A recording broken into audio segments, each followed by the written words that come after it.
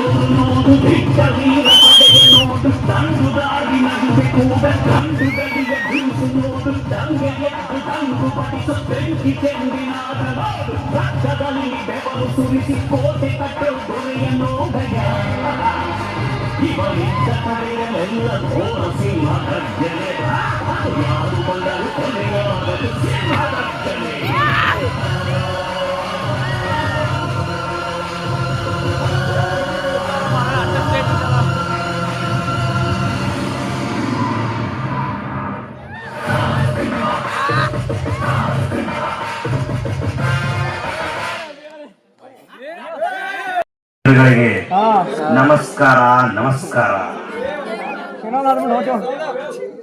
ನೋಡಿ, Vishnuvardhan sir, doctor Rajkumar sir, Puneeth Rajkumar sir ಅವರಷ್ಟು ದೊಡ್ಡ ಮನುಷ್ಯ ನಾನೇನಲ್ಲ. ಆದ್ರೆ ಅವರ ನಡೆದು ಬಂದದ ಹಾದಿ, ಅವರ ಆದರ್ಶಗಳು, ಅವರ ತತ್ವಗಳು ಪಾಲಿಸುತ್ತಾ ನಡೆಯುವ ರಿಯಲ್ ಹೀರೋ. ಇದು ಸತ್ಯ ಸತ್ಯ. ನೋಡಿ, ಹೆಣ್ಣಿಗೆ ಗೌರವ ಕೊಡೋದು ಕಲೀರಿ, ಜೀವನದಲ್ಲಿ ಉದ್ಧಾರ ಆಗ್ತದೆ.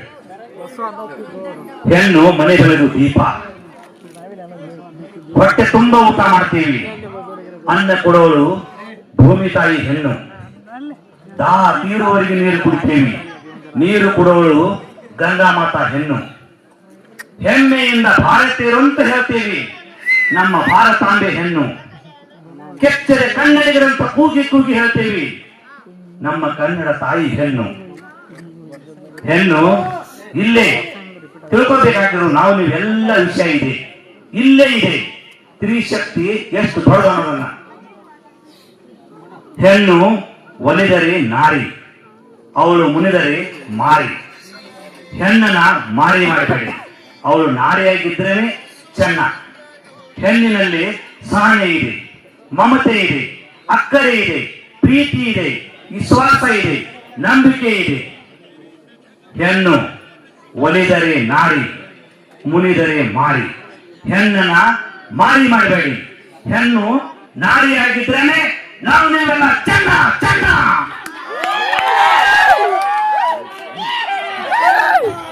ಅದರಲ್ಲೂ ಈ ಸಿಂಹನಿಗೆ ಹೆಣ್ಣು ಅಂದರೆ ಭಕ್ತಿ, ಗೌರವ, ಅಭಿಮಾನ, ಪ್ರೀತಿ, ವಿಶ್ವಾಸ, ನಂಬಿಕೆ, ಸ್ನೇಹ ಸ್ವಲ್ಪ ಹೆಚ್ಚಿಗೆ ಇದೆ.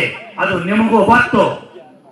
ಈ ಸಿಂಹ ಏನ್ ಹೇಳ್ತಾನೋ ಅದನ್ನೇ ಮಾಡ್ತಾನೆ, ಏನ್ ಮಾಡ್ತಾನೋ ಅದನ್ನೇ ಹೇಳ್ತಾನೆ. ಜೈ ಸಿಂಹ.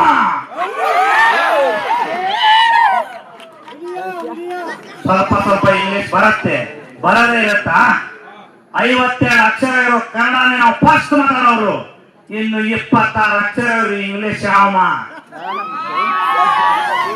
ಅಭಿಮಾನಿಗಳೇ, ಅಭಿಮಾನಿ ದೇವರುಗಳೇ, ನಿಮಗೆ ಸದಾ ಚಿರುಣಿ ಚಿರುಣಿ. ಎಲ್ಲರಿಗೂ ನಮಸ್ಕಾರ. ನಾಡು ಏನಾದರೂ ಇದ್ರೆ ಅದು ಕನ್ನಡ ನಾಡು.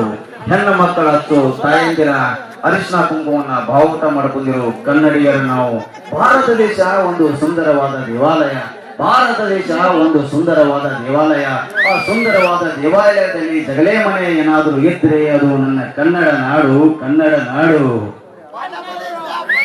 ಅಭಿಮಾನಿಗಳೇ, ಕನ್ನಡಿಗರ ಅಭಿಮಾನಿಗಳೇ, ನಿಮ್ಗೊಂದು ವಿಷಯ ಏನ್ ಹೇಳ್ಬೇಕಂದ್ರೆ, ನಿನ್ನೆ 10 ಗಂಟೆಗೆ ಒಬ್ಬ ವ್ಯಕ್ತಿ ಫೋನ್ ಮಾಡಿದ್ನ. ಏನಪ್ಪಾ ಫೋನ್ ಮಾಡಿದ ವ್ಯಕ್ತಿ ಏನಂದ್ರೆ, ಇಷ್ಟು ದಿವಸ ಕಾರ್ಯಕ್ರಮ ನೀವು ಮುಂದುವರಿಯತ್ತೀರಲ್ಲ, ಆ ಕಾರ್ಯಕ್ರಮ ಮುಂದುವರಿಯತ್ತೀರಿ, ಕನಗಡಿ ಊರಿನ ಮಂದಿ ನಿಮ್ಮ ಕಾರ್ಯಕ್ರಮ ಕಲ್ಲು ಹೋಗ್ಯಾರ ಅಂದ್ರು. ಅದಕ್ಕೆ ಅವ್ನು ಏನ್ ಹೇಳಿನ, ಆ ಮಂದಿ ಯಾವ ಕಲ್ಲು ಯಾವ್ದಲ್ಲ ಮಗ, ಅವನು ನಿಜವಾಗಲೂ ಹುಚ್ಚನಾಯಕರು ಅಂತ ತಿಳ್ಕೊಂಡ. ಮತ್ತ ಕೆಲವೊಂದು ಕನಗಲಿ ಊರ ಅಭಿಮಾನಿಗಳು ತಲೆ ಹೆಂಗೈತೆ ಅಂದ್ರೆ ಅವ್ರಿಗೆಲ್ಲ ಗೊತ್ತೈತಿ ಇವರೆಲ್ಲ ಪಟ್ಟಿ ಮಾಡಿ ಕಾರ್ಯಕ್ರಮ ಮಾಡ್ತಾರ ನೋಡಿ. ಇನ್ನು ಕೆಲವರು ತಲೆಯಾಗ ಏನೈತಿ ಅಂದ್ರೆ ಮ್ಯಾಗಿಂದ ಏನಾದ್ರು ರೊಕ್ಕ ಬರ್ತಾವು ಅಂತ ಅವ್ರ ತಲೆಯಾಗ ಐತಿ.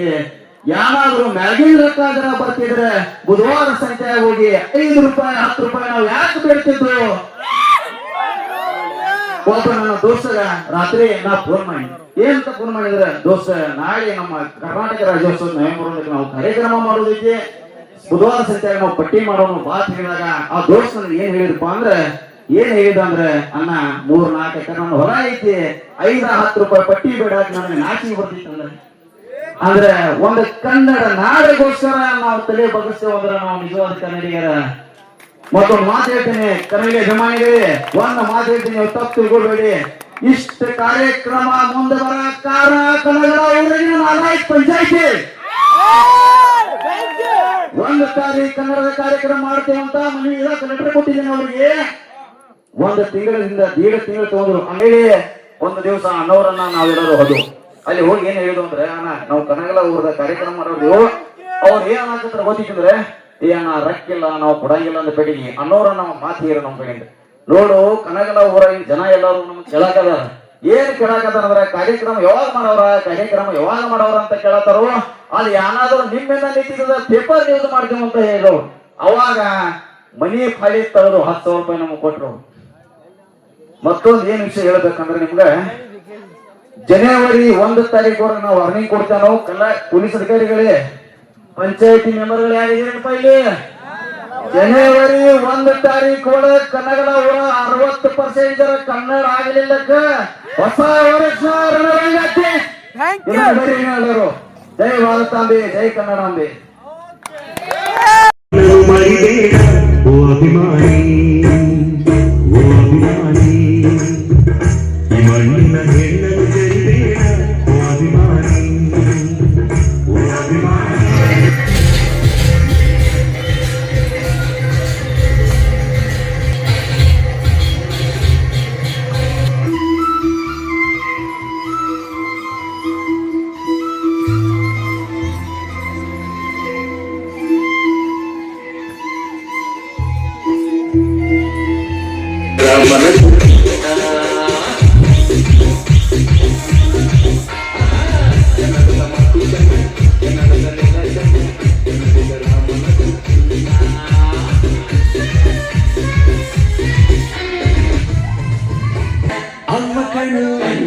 ಜೀವಕನು